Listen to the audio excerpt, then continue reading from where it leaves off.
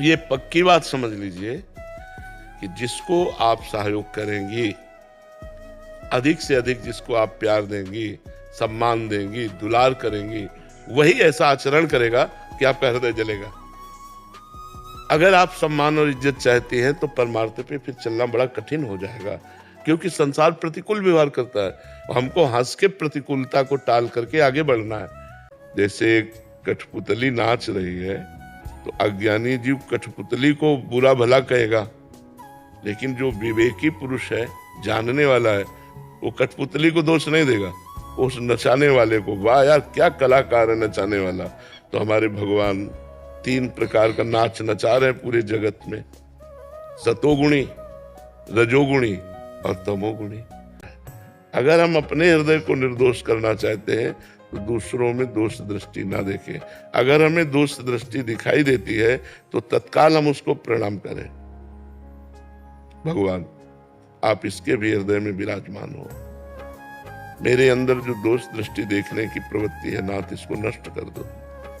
आप बच जाओगे, आप आगे बढ़ जाओगे। किसी की निंदा मत करो। किसी के दोष कथन श्रवण करने से बहुत जल्दी अंतःकरण अपवित्र हो जाता है। पाप दूसरों का हमारे ऊपर आ जाता है। तो देखो, पुण्य करना कितना कठिन और नष्ट होना एक क्षण में। किए सुकृत बहु जन्म के क्षण में दारे खोए, भक्तन निंदा अति बुरी भूल करे जिनको।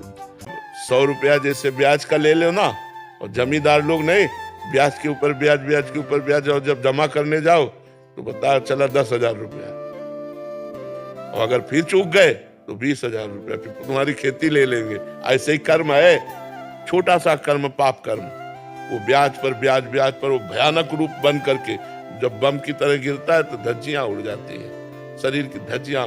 एक्सीडेंट हुआ, ये सब।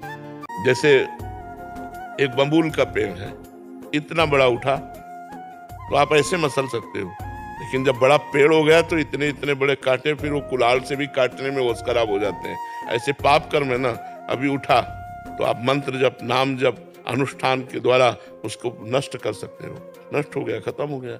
राधा राधा राधा, बच्चा बस इतना ही है। ये 2 अक्षर हैं जो परमात्मा तक को घसीट लेते हैं। तुम तो जीव हो। राधा राधा, जहां उच्चारण हो, यज्ञापा सकदेव गोकुल पते छड़ा। राधा का नाम उच्चारण करने मात्र से गोकुलपति श्री कृष्ण तक आकर्षित होकर उपस्थित हो जाते हैं। प्रारब्ध तो केवल सुख और दुख दे सकता है। शुभ कर्म का फल सुख है, लौकिक। अशुभ कर्म का फल दुख है, लौकिक। लेकिन पारलौकिक सुखों को प्राप्ति कराने के लिए परमार्थ साधन है। पर संत समागम, भगवत धाम, भगवत प्रेम, ये कृपा से होता है।